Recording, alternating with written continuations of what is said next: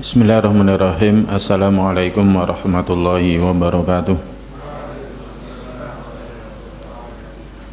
Innal hamdalillah nahmadullah wa nasta'inuhu wa nastaghfiruh wa nastahdi wa na'udzu billahi min syururi anfusina wa min sayyiati a'malina. May yahdihillahu fala mudhillalah wa may yudlilhu fala hadiyalah.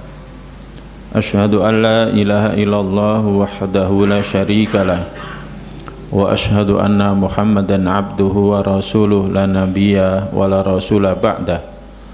Nusalli wa nusallim ala rasulillah wa nabiyillah Muhammad sallallahu alaihi wasallam wa ala alihi wa ashabihi wa man tabi'ahum bi ihsanin ila yaumil qiyamah. Amma ba'd, qala Allah Ta'ala fi kitabil karim, a'udzu billahi minasyaitonir rajim. Ya ayyuhalladzina amanu taqullaha haqqa tuqatih wa la tamutunna illa wa antum muslimun. Al-ayah. Alhamdulillah, kembali kita dipertemukan oleh Allah Jalla wa Ala, Rabb kita, di salah satu rumahnya untuk sama-sama meningkatkan iman kita dengan cara mengkaji sirah utusannya, yang insyaallah ta'ala ketika kita mengkaji sirah utusannya akan tumbuh cinta kita kepada beliau sallallahu alaihi wasallam, akan tumbuh iman kita, karena banyak sekali ketika kita mempelajari sirahnya kita menemukan mukjizat-mukjizat kebenaran beliau sallallahu alaihi wasallam yang tentunya ini akan menambah iman kita. Dan kita juga bersyukur kepada Allah, terima kasih kepada Allah karena telah mempertemukan kita di salah satu rumahnya untuk sama-sama taat kepada Allah Ta'ala, sama-sama patuh kepada Allah Ta'ala, beribadah kepadanya, karena inilah tujuan kita diciptakan olehnya. Kita hidup di dunia ini diciptakan oleh Allah untuk ibadah, yang nanti setelah kehidupan dunia maka tidak ada lagi ibadah, yang ada adalah pertanggungjawaban atas semua yang kita lakukan dalam kehidupan dunia. Maka ini seharusnya membuat kita bersyukur kepada Allah dan terus berharap agar Allah terus memberikan kepada kita taufiknya agar kita meningkatkan iman dan takwa kita kepadanya. Tak lupa salawat serta salam adalah senantiasa kita sampaikan kepada Nabi kita Muhammad sallallahu alaihi wasallam, teladan yang sempurna, contoh yang tiada duanya. Semoga kelak dengan mencintai beliau sallallahu alaihi wasallam kita berharap dikumpulkan dengan beliau sallallahu alaihi wasallam di surga Allah Ta'ala. Para jamaah, pada pertemuan yang lalu telah kita bahas sikap orang Quraisy terhadap dakwah Nabi kita sallallahu alaihi wasallam setelah Nabi berdakwah secara jahar, terang-terangan. Pada pertemuan kali ini kita akan membahas asalib, uslub atau metode cara orang-orang musyrik dalam menghadapi dakwahnya Rasul sallallahu alaihi wasallam.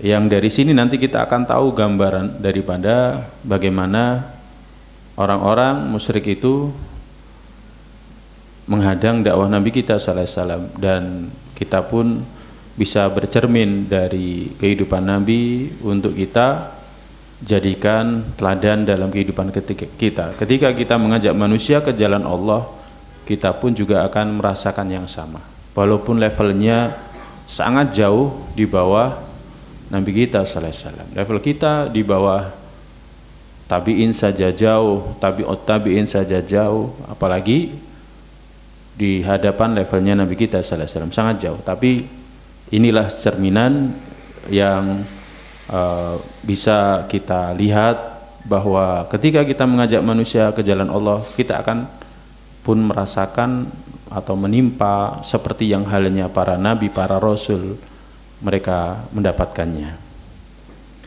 Para jamaah sekalian yang dirahmati Allah, tatkala orang-orang Quraisy melihat Nabi kita sallallahu alaihi wasallam terus dalam dakwahnya, tidak menghiraukan ucapan mereka bersama dengan pamannya, demikian juga tidak menghiraukan tawaran-tawaran yang lain yang sudah ditawarkan oleh mereka orang-orang Quraisy kepada Nabi kita sallallahu alaihi wasallam. Akhirnya mereka menggunakan cara yang lain untuk menghadapi dakwah Nabi kita sallallahu alaihi wasallam. Cara yang pertama adalah dengan cemoohan dan olok-olok, as-sikhriyah wal istihza. Jadi cemoohan dan olok-olok. Yang dimaksud dengan as-sukhriyah, as-sikhriyah wal istihza itu adalah takhdhilul muslimin wa tahqiruhum, yakni mengucilkan kaum muslimin, menghina kaum muslimin. Ya, jadi mengucilkan kaum muslimin, menghina kaum muslimin, dikucilkan, dihina. Muwajahatuhum biharbin nafsiyah, menghadapi mereka dengan serangan psikis. Jadi mentalnya diserang terus, ya. Jadi mentalnya diserang terus. Demikian juga melemahkan kekuatan mereka. Diriwayatkan dari Urwah meriwayatkan dari Abdullah bin Amr bin Al-As radhiyallahu taala anhuma, dia mengatakan, qultu lahu, aku berkata kepada dia, yakni perawi daripada kisah ini Urwah berkata kepada Abdullah bin Amr bin Al-As, ma aktsar ma ra'aita Quraisyan asabat Rasulullah sallallahu alaihi wasallam fima kanat tadhharu min adawati. Apa yang paling banyak engkau lihat dari orang Quraisy ketika dia mencemooh Nabi sallallahu alaihi wasallam, dan itu dimulai ketika Nabi sallallahu alaihi wasallam menampakkan, itu ketika orang-orang kafir Quraisy menampakkan permusuhannya. Jadi perawi daripada kisah ini Urwah bertanya kepada Abdullah bin Amr bin Al-As, apa yang paling banyak engkau lihat dari orang-orang Quraisy ketika dia mencemooh Nabi sallallahu alaihi wasallam, ketika mereka menampakkan permusuhan mereka kepada Nabi sallallahu alaihi wasallam. Kemudian Abdullah bin Amr bin Al-As radhiyallahu ta'ala anhu menceritakan, hadartuhum waqad istama'a asrafuhum yauman fil hijri. Aku pernah hadir di tengah-tengah mereka, dan ketika itu tokoh-tokoh mereka suatu hari kumpul di Hijr Ismail. Kumpul di Hijr Ismail. Ya, Hijr Ismail itu para jamaah kalau lihat bangunan Ka'bah yang setengah lingkaran itu. Fadzakaru Rasulullah sallallahu alaihi wasallam. Mereka nyebut-nyebut Rasulullah sallallahu alaihi wasallam. Ketika itu Nabi enggak ada di tempat itu. Kemudian mereka mengatakan, ma ra'aina mithla sabrina alaihi min hadzal rajuli qattu. Kita belum pernah sabar seperti ini ketika menghadapi orang ini. Jadi kita selama ini enggak pernah sesabar ini menghadapi orang ini.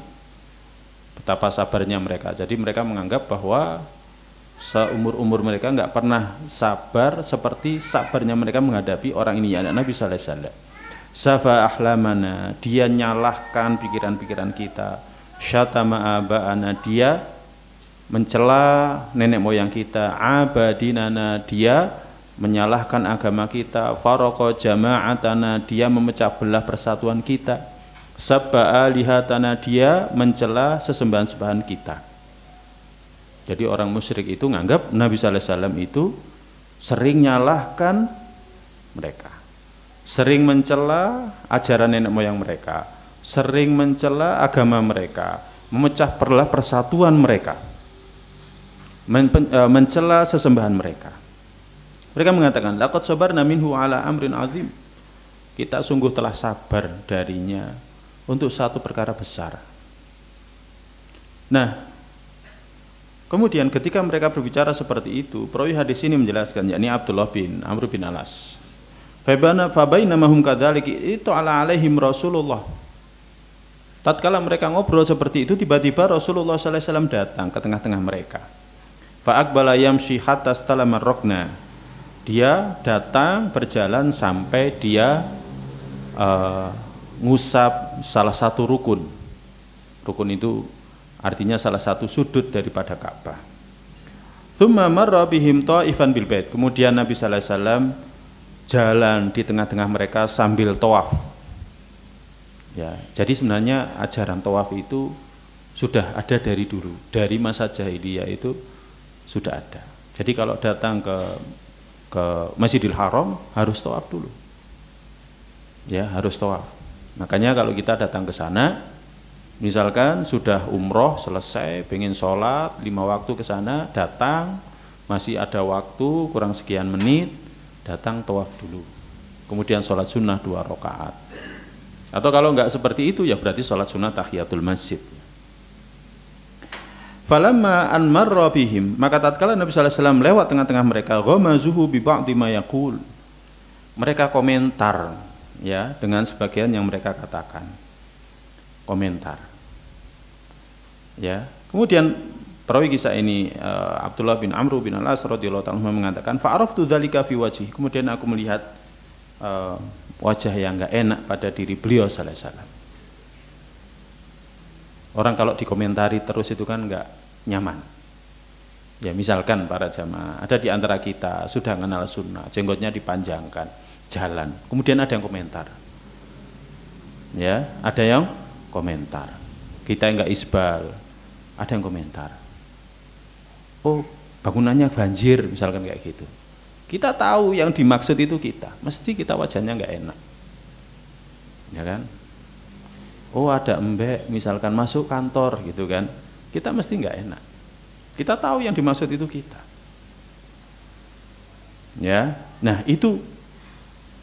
Kemudian Nabi SAW terus tawaf. Falamma marra bihim atsaniyah, kemudian ketika melewati mereka yang kedua kalinya, kan tawaf. Ya, melewati mereka yang kedua kalinya, ghamazuhu, mereka juga komentar lagi. Bimithliha, seperti sebelumnya. Fa'araftu dzalika fi wajhi, kemudian aku bisa melihat di wajah beliau. Wajah beliau tidak senang. Ya, tidak senang karena dikomentari terus. Ya. Tsumma marra bihim atsalitsah. Kemudian Nabi berlanjut, yakni tetap melakukan tawafnya. Kemudian melewati mereka yang ketiga. Faqamazuhu, kemudian mereka ngomentari Nabi sallallahu alaihi wasallam. Ya. Kemudian setelah itu Nabi sallallahu alaihi wasallam bersabda, "Tasma'una ya ma'syar Quraisy." Dengarkan hai orang-orang Quraisy. Amma walladzi nafsu Muhammadin biyadi. Demi zat yang jiwa Muhammad ada di tangannya. Laqad ji'tukum bidzabhi. Aku telah membawakan untuk kalian sembelihan.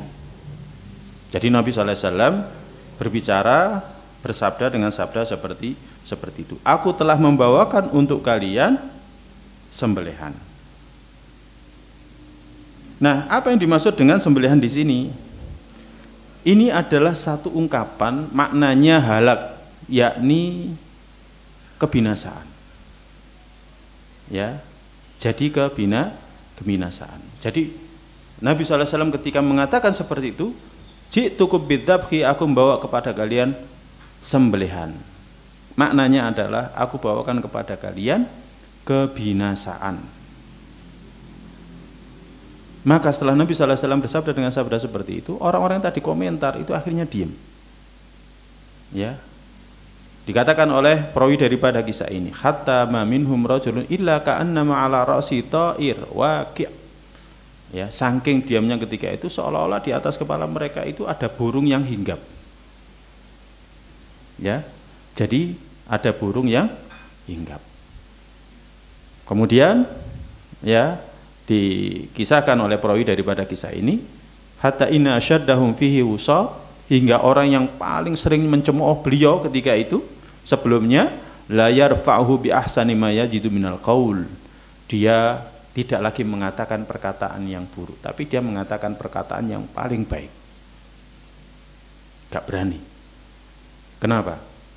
Karena kalau Nabi SAW ngomong seperti ini, omongannya bisa diijabahi. Karena orang kalau ngomong doa di tanah haram, doanya itu diijabahi.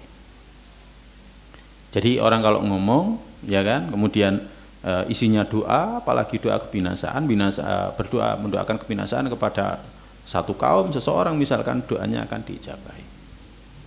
Makanya seperti sekarang ya, ketika misalkan Israel nyerang Palestina, kemudian para imam di Masjidil Haram itu berdoa, itu doanya diijabahi. Tapi kenapa kok nggak menang-menang? Ya, nggak serta-merta Allah langsung ijabah gitu, enggak, ada sebab akibatnya. Semuanya ada sebab akibatnya. Kayak misalkan kita pengen dapat istri yang solihah, ya ada sebabnya. Minta terus istri solihah tapi istrinya nggak pernah diajak ngaji, ya nggak bakal jadi istri solihah. Berdoa, ya Allah jadikan anakku istriku solihah, tapi ngaji tinggal sendiri. Pengen anaknya soleh solihah, tapi nggak pernah diajak ngaji.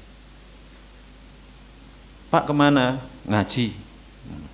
Wayai anaknya diajak, seperti itu. Jadi semuanya ada sebab-sebab. Nah ini kembali kepada pembahasan di sini. Kemudian juga dikisahkan Abu Jahal, Fir'aun daripada umat ini. Disebut Fir'aun daripada umat ini ya karena ada riwayatnya ya. Dalam Musnad Imam Ahmad juga disebutkan. Dia teramat sangat keras kepada Nabi kita sallallahu alaihi wasallam dan sahabatnya. Dia akan menghadapi Rasulullah sallallahu alaihi wasallam dengan mencemoohnya, mengolok-olok dia. Ya. Di antaranya adalah seperti ketika Nabi sallallahu alaihi wasallam menjelaskan bahwa ketika Nabi sallallahu alaihi wasallam memberitahukan tentang Syajaratuz zakum, jadi pohon zakum, yang mana Nabi sallallahu alaihi wasallam menakut-nakuti orang-orang musyrik dengan adanya neraka, di mana salah satu makanannya itu adalah pohon zakum, pohon yang berduri, buah yang berduri. Maka ketika itu Abu Jahal memperolok sembari menghinakan. Hei orang Quraisy, tadruna ma syajaratuz zakum allati yukhawifukum biha Muhammad. Kalian tahu enggak pohon zakum yang Muhammad itu nakut-nakuti kalian? Ya. Maka orang-orang ketika itu yang hadir mengatakan tidak. Maka kemudian Abu Jahal mengatakan ajwatu Yathrib bizzabadi. Ya, yakni ajwahnya Yathrib. Kurma ajwahnya Yathrib. Itu pohon zakum, enak. Nah gitu maksudnya. Jadi Nabi Muhammad SAW nakut-nakuti mereka dengan pohon zakum. Itu makanan nanti bagi penghuni neraka, bagi orang yang menyekutukan Allah dalam kehidupan dunia, ya, bagi orang yang mensyirikkan Allah dalam kehidupan dunia, tidak mengikuti dakwah Rasulnya, makanannya nanti di situ. Tetapi apa perkataan daripada Abu Jahal? Kalian tahu enggak zakum itu apa yang Muhammad nakut-nakuti kalian dengannya? Maka dia mengatakan dia adalah ajwanya Yathrib di Zabat. Dia mengatakan wallahi la inistamkanna minha, sekiranya kami menemukannya, ya, lanat tazakomna tazakkuman, kami akan melahapnya dengan lahap. Ya. Kemudian Allah turunkan firman Allah surat Ad-Dukhan ayat 43 sampai 46. Inna syajarataz zakum ta'amul athim kal muhli yaghli fil butun ka ghalyil hamim. Sesungguhnya pohon zakum itu adalah makanan para pendosa. Ibaratnya kotoran minyak yang mendidih di dalam perut. Ya. Seperti mendidihnya air yang sangat panas. Nah, atau maknanya adalah tidak seperti yang dikatakan oleh Abu Jahal. Para jamaah sekalian yang dirahmati Allah, makanya kadang kita ketika kita membaca hadis seperti ini, membaca sirah seperti ini, kita akhirnya ketika ngait-ngaitkan dengan masa sekarang, banyak orang yang menjadikan apa yang ada dalam agama itu bahan sendagurauan. Rokok, ya apa sih rokok? Aku pengen mlebu, engko gek kono aku tak ngerok misalkan kayak gitu. Jadi orang-orang yang suka musik rock ya. Ya, saya pengen teriak-teriak seperti halnya dalam kehidupan dunia saya teriak-teriak. Nah, kayak gitu. Nah, itu menjadikan bahan agama sebagai gurauan.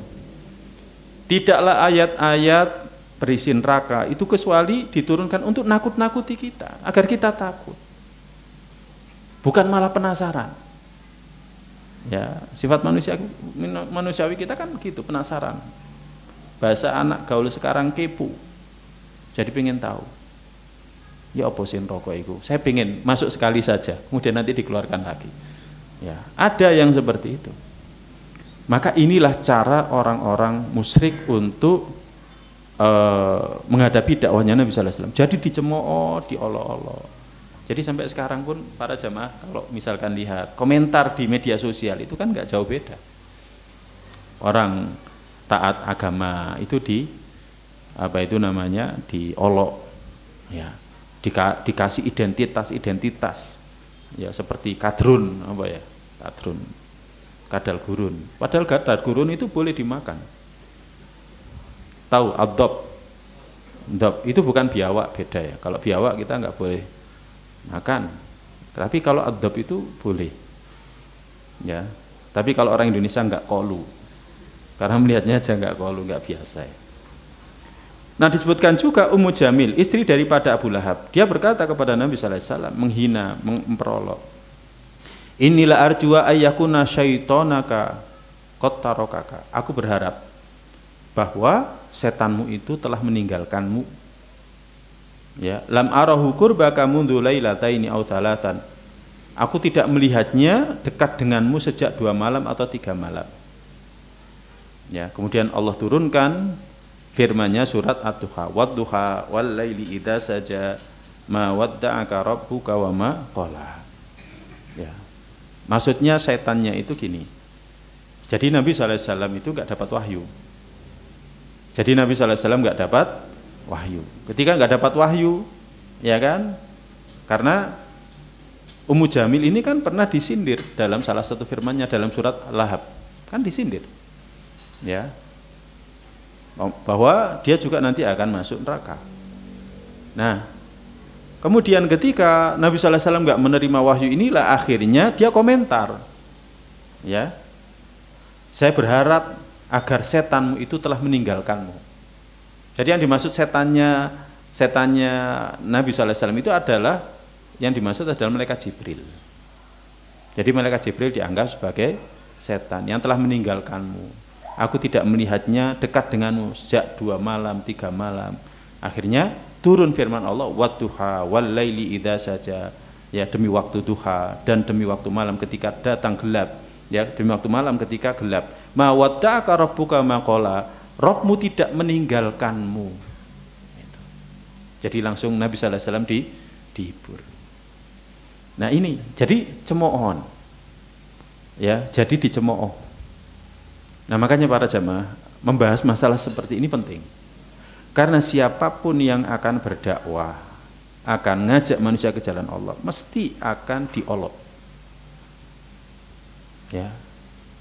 Ketika kita ngajak keluarga kita, ya pertama dua kali, ya sekali, 2 kali, 3 kali, mungkin enggak, tapi lama-kelamaan mereka akan merolok kita. Ya, entah awalnya wis urus diri sendiri saja, dirinya enggak bener kok, misalkan kayak gitu. Lama-kelamaan ya diserang. Ya seperti itu. Nah, Abu Jahal juga pernah memperolok Nabi sallallahu alaihi wasallam dengan mengatakan, kalau ini benar, ya kan, tolong turunkan hujan di tengah-tengah kita dari langit, hujan batu, nentang. Jadi nantang. Ya bagaimana Allah mengisahkan kepada Nabi sallallahu alaihi wasallam kisah kaumnya Nabiullah Lut, mereka dibinasakan dengan hujan batu, bukan hujan air, bukan hujan durian, tetapi hujan batu. Dia minta nantang, turunkan kepada kita hujan batu dari langit atau datangkan azab. Lek bener. Ya, kamu enggak bener kok. Ya, dan ini sebenarnya bukan hanya yang dilakukan oleh Abu Jahal, tapi juga orang-orang terdahulu. Jadi kaumnya para nabi, para rasul yang mendustakan para nabi, para rasul itu juga nantang. Kaumnya Nabiullah Syu'aib juga nantang. Ketika untanya Allah, naqatullah ini disembelih, ditantang. Ayo mana? Akhirnya Nabi Syu'aib mengatakan, iya, tunggu 3 hari. Sampai akhirnya betul-betul datang, mereka binasa semua. Nah, ketika Abu Jahal memperolok Nabi sallallahu alaihi wasallam dengan mengatakan, kalau kamu benar, kalau dia benar, ayo datangkan kepada kita hujan batu dari langit atau datangkan adab yang pedih. Ucapan seperti ini ada juga pada masa sekarang. Orang-orang LGBT misalkan, mereka mengatakan mana adab. Nantang kan? Orang-orang yang tidak beriman kepada Allah Ta'ala dan Rasulnya, mereka nantang. Akhirnya Allah turunkan firman-Nya, ya kan? Wa idh qala Allahumma in kana hadha huwal haqqu min indika fa amtir alaina hijaratan minas samai aw itina bi adzabin alim. Wa ma kana Allahu mu'adzibahum wa ma kana Allahu liyu'adzibahum wa anta fihim wa ma kana Allahu mu'adzibahum wa hum yastaghfirun. Allah Subhanahu wa taala berfirman dalam surat Al-Anfal, ya. Mereka mengatakan orang-orang kafir, ya kan? Ya Allah, jika ini benar dari sisimu, maka turunkan atas kami hujan batu dari langit atau datangkan adab yang pedih.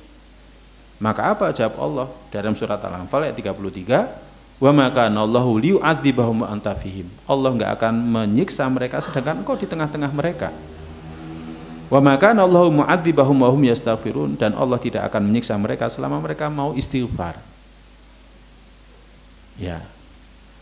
Kalau kisah para nabi sebelumnya, setiap kaum yang mau dibinasakan, para nabi dan pengikutnya disuruh keluar dulu. Nabiullah Lut sama keluarganya, pengikutnya suruh keluar dulu. Nabiullah Nuh alaihissalam dan pengikutnya disuruh masuk ke kapal dulu. Ya. Demikian juga kaumnya Nabiullah Syu'aib, Nabiullah Hud, ya kan? Sebelum kaumnya dibinasakan, mereka suruh keluar dulu. Ya, kaumnya Nabiullah Lut disuruh keluar, pengikutnya Nabiullah Lut disuruh keluar, jangan noleh. Pokoknya jangan noleh. Kalau noleh kena. Ya. Nah, ini para jamaah sekalian yang dirahmati oleh Allah Subhanahu wa taala. Makanya Allah mengatakan, "Wa ma kana Allahu liyu'adzibahum wa anta fihim." Enggak mungkin Allah akan menyiksa mereka sedangkan engkau di tengah-tengah mereka, enggak mungkin. Wa ma kana Allahu mu'adzibahum wa hum yastaghfirun. Dan tidaklah Allah menyiksa mereka sedangkan mereka istighfar. Makanya istighfar itu sangat dianjurkan, ya. Ya, contoh misalkan kalau terjadi gempa, itu yang harus dilakukan apa? Banyak istighfar. Astagfirullah, astagfirullah. Ketika ada gempa, kok ono lindu, kok ono lindu. Nah, bukan kayak gitu, ya kan? Atau ketika ada lindu, Allah, Allah, enggak, istighfar, astagfirullah, astagfirullah. Mungkin ini semuanya sebab dosa-dosa kita. Ya, kita dapat musibah, perbanyak istighfar. Ya, perbanyak istighfar. Ketika ada musibah, perbanyak istighfar. Ini mungkin sebab daripada dosa-dosa kita. Demikian juga kisah Ar-Rashi. Dia menjual barang ke Abu Jahal, seekor unta. Tapi Abu Jahal menunda-nunda pembayaran. Jadi Abu Jahal menunda-nunda pembayaran. Ya, orang nunda pembayaran itu tidak boleh, dosa, ya. Mutilul khiyani dzulmun kamakol Jadi orang yang sanggup bayar utang tapi nunda itu zalim. Jadi para jamaah kalau sudah punya uang gitu kan, bisa bayar utang, ya, langsung bayar. Jangan waduh durung waktu ini bayar iki, tak putere dhisik. Itu jangan. Zalim itu. Ya, bisa bayar utang.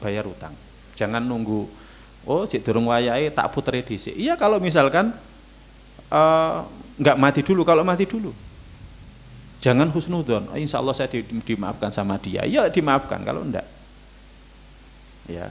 Nah, jadi Ar-Rashi ini menjual seekor unta kepada Abu Jahal, tapi dia nunda pembayaran. Kemudian setelah itu Ar-Rashi datang ke orang-orang Quraisy di tempat mereka kumpul. Kemudian dia mengatakan, "May yang suruni ala Abi Jahlin, faqad mutilluni mali."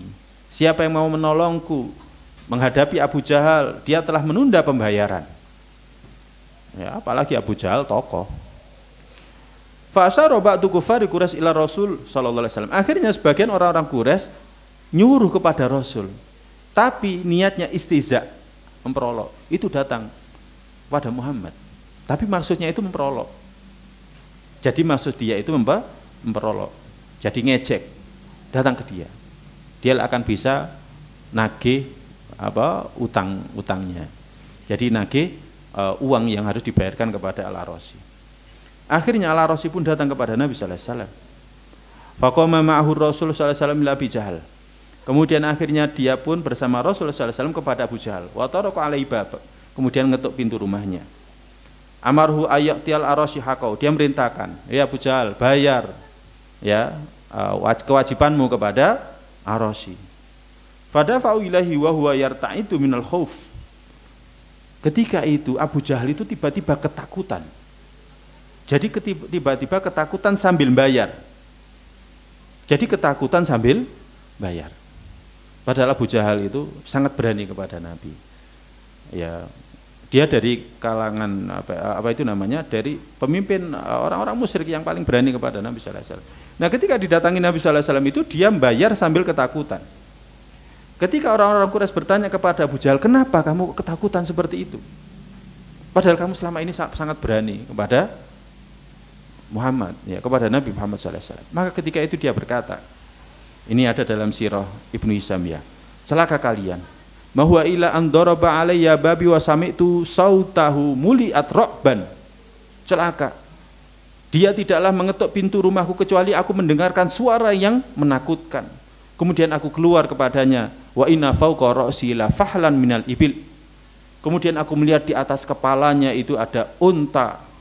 Di atas kepalanya ada unta. Mara'aitu mithla hamatihi. Aku tidak pernah melihat, ya kan, sengeri sebelumnya. Ya kan, tidak melihat taring-taringnya, ya. Jadi seperti itu. Nah, kemudian dia sampai mengatakan, "Wallahi lau abaitulah akalani." Demi Allah, sekiranya aku enggak bayar ketika itu, dia akan memangsaku. Jadi Abu Jahal itu melihat ketika Nabi sallallahu alaihi wasallam datang mengetuk pintu rumahnya, kemudian bilang, "Hei Abu Jahal, bayar uangmu, kewajibanmu kepada Arasy ini." Maka dengan gemetar dia ngasih. Kemudian ditanya sama orang-orang Quraisy, "Kenapa kamu sampai ketakutan? Padahal kamu orang yang paling berani." Ya, jadi dia melihat bahwa Nabi sallallahu alaihi wasallam itu datang, di atas kepalanya ada seekor unta yang ngeri, siap menerkamnya, taringnya siap menerkamnya, sehingga dia kalau misalkan nggak bayar, dicaplok sudah sama unta itu. Nah ini, makanya para jamaah sekalian yang dirahmati Allah, orang ketika mendengarkan kisah ini ya, jadi seperti perawi daripada kisah ini, mesti ketika melihat hal seperti ini akan semakin tumbuh keimanannya kepada Nabi sallallahu alaihi wasallam, bahwa dia betul-betul seorang nabi, dia betul-betul seorang rasul. Para jamaah, kaitannya dengan al-istihza ya, jadi memperolok, menghinakan, meremehkan. Ini sebenarnya punya pengaruh yang sangat kuat jika dibandingkan dengan yang lainnya. Orang disakiti fisiknya ya sakit, tapi orang diolok itu jauh lebih sakit. Ya, sakitnya itu di hati, bukan di fisik. Ini pernah ditunjukkan dalam hadis Bukhari dari Urwah bin Zubair radhiyallahu ta'ala anhuma, bahwa Aisyah radhiyallahu ta'ala anha pernah bertanya kepada Nabi sallallahu alaihi wasallam, "Hal ata 'alaika yaum kana asyadu 'alaika min yaumi Uhud?" Apakah pernah jenengan merasakan hari yang lebih berat daripada hari peperangan Uhud?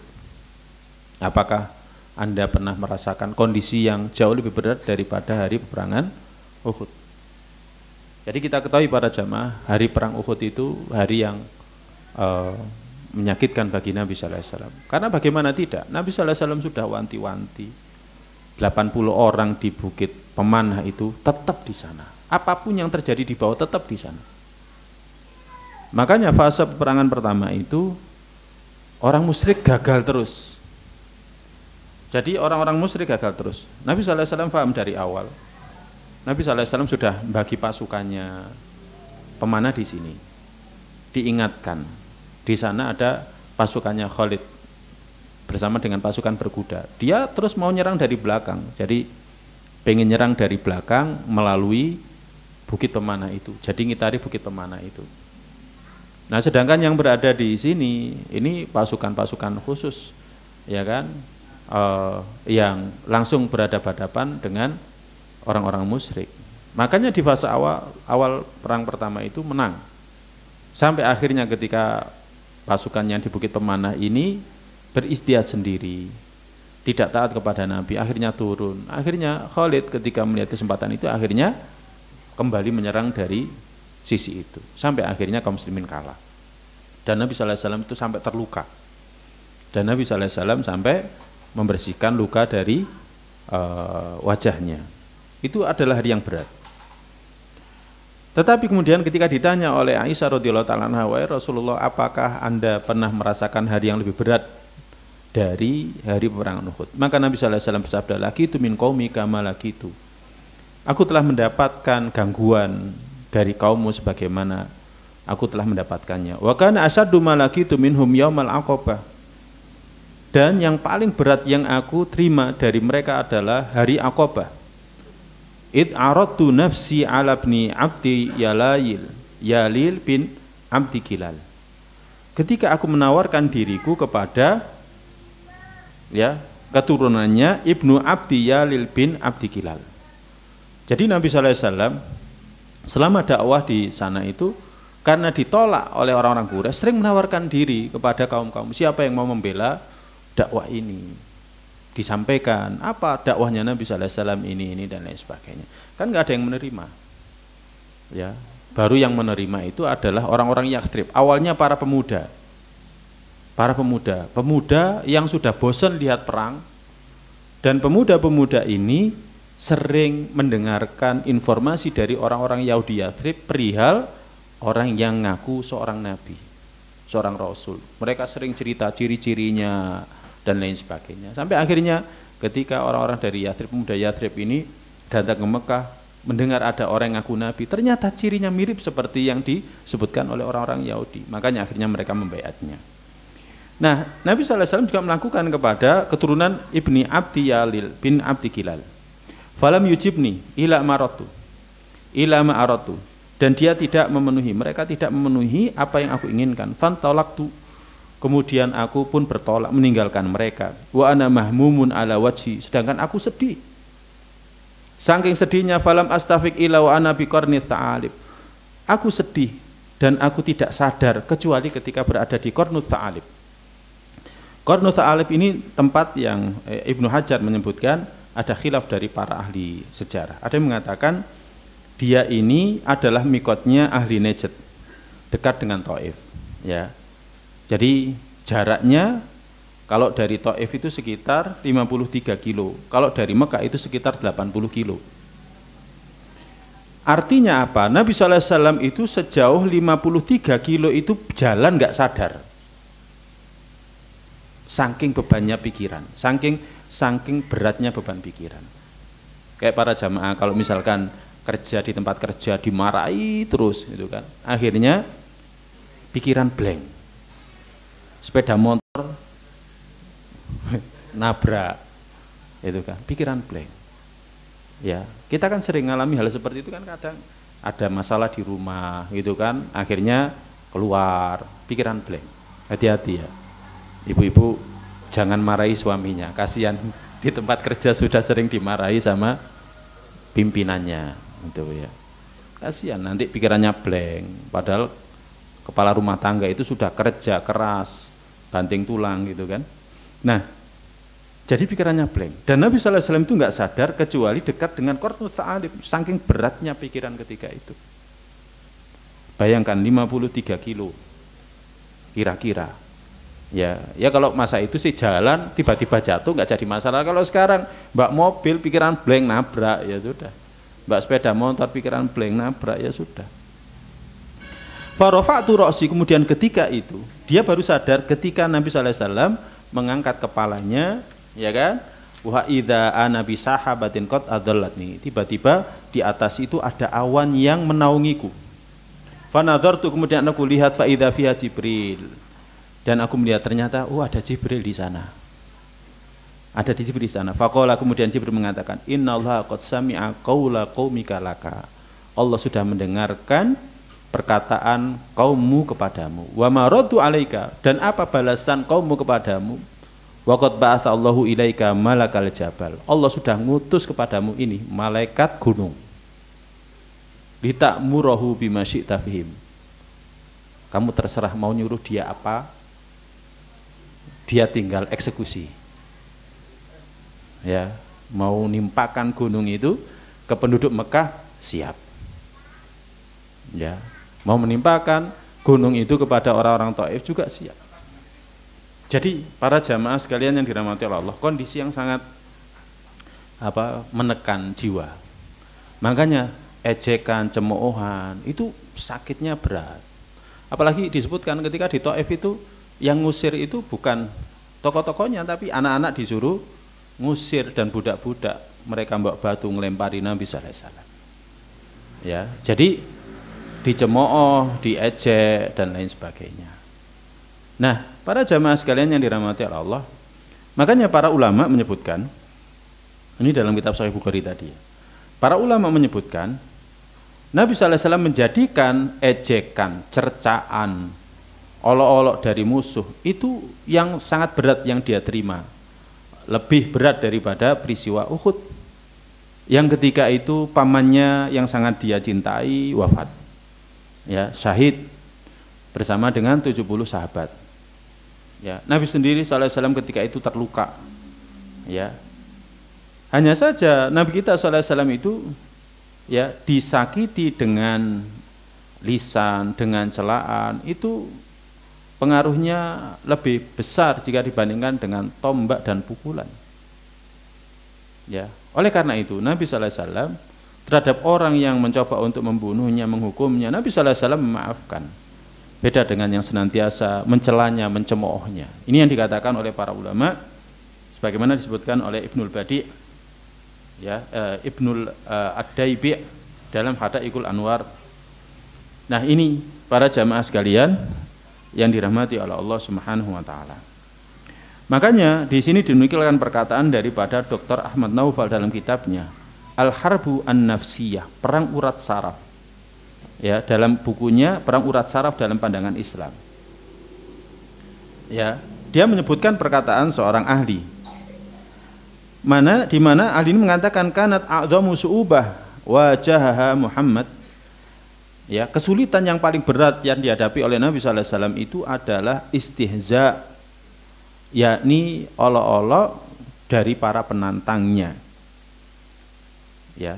Jadi olok-olok dari para penentangnya itu yang paling berat dirasakan oleh Nabi sallallahu alaihi wasallam. Nah, dalam kitab ini dikatakan pengaruh daripada olok-olok itu apa? Di jiwa, di psikis itu berat. Ya, bahkan sampai Nabi sallallahu alaihi wasallam yang mulia saja itu terpengaruhi.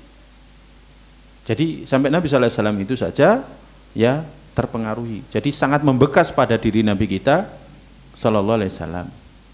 Ya, jadi sangat membekas. Hanya saja ketika Nabi sallallahu alaihi wasallam ketika itu ditanya oleh malaikat Jibril alaihissalam, apa yang kamu ingin perintahkan kepada malaikat ini, maka malaikat gunung ini akan mengikuti perintahmu. Hanya saja Nabi sallallahu alaihi wasallam malah mendoakan kebaikan untuk mereka. Jadi mendoakan kebaikan untuk mereka, yang menunjukkan betapa mulianya akhlak Nabi kita sallallahu alaihi wasallam. Nah, ini pada jamaah sekalian yang dirahmati oleh Allah Subhanahu wa taala, Allah alam bisawab. Jadi cemoohan yang dialami oleh Nabi sallallahu alaihi wasallam itu sangat berat. Jadi sangat berat. Dan kita dalam dakwah kita pun, misalkan ketika kita berdakwah kepada orang-orang di sekitar kita, kita dakwah untuk ngajak mereka sholat, ngajak mereka untuk ngaji, ngajak mereka mencari ilmu, ngajak mereka melaksanakan perintah Allah Ta'ala, menjauhi larangannya. Suatu ketika kita pun akan mendapatkan celaan cemoohan, karena metode seperti ini terus berulang. Dan metode seperti ini bukan hanya metodenya orang-orang kafir ketika menghadapi Nabi, tapi Nabi sallallahu alaihi wasallam, tapi juga metode para orang-orang kafir dari zaman dulu ketika menghadapi para nabi. Nabi Nuh kan juga disebutkan seorang tukang sihir, ya kan? Dia ketika membuat kapal akhirnya dikatakan, sekarang ganti profesi. Nuh ganti profesi. Kalau sebelumnya sering ngajak orang, sekarang ganti profesi menjadi tukang pahat. Gitu. Jadi tukang pahat kayu. Jadi dikomentari terus. Ya. Kemudian kalau Nabi Lut dikatakan ya kan orang yang sok suci. Innahum unasun yatatoharun. Mereka ini orang-orang yang sok suci. Ungkapan itu juga pernah kita dengar. Dan para jamaah kalau sering ngajak orang, ayo kita sholat, ayo kita ngaji. Ah, sok suci kamu. Ucapan itu sampai sekarang ada. Ketika kita menentang LGBT misalkan, mereka kan mengatakan sok suci kamu. Ya, jadi seperti itu. Nah, ini para jamaah sekalian yang dirahmati oleh Allah SWT. Nah, bagaimana keadaan orang-orang yang mencemooh? Keadaan orang-orang yang mencemooh ini biasa sebenarnya ketika ada perbedaan pendapat. Ya, setiap orang akan menyajikan dalilnya, menyajikan buktinya. Orang kalau beda pendapat itu kan mesti menyajikan dalil, menyajikan bukti. Oh, dia punya dalil, dia ini. Nah, ketika satu pihak itu tidak bisa menunjukkan bukti, tidak bisa menunjukkan dalil, ada kemungkinan dia menerima, atau ada kemungkinan karena gengsinya dia terus tidak menerima dan kufur. Ya.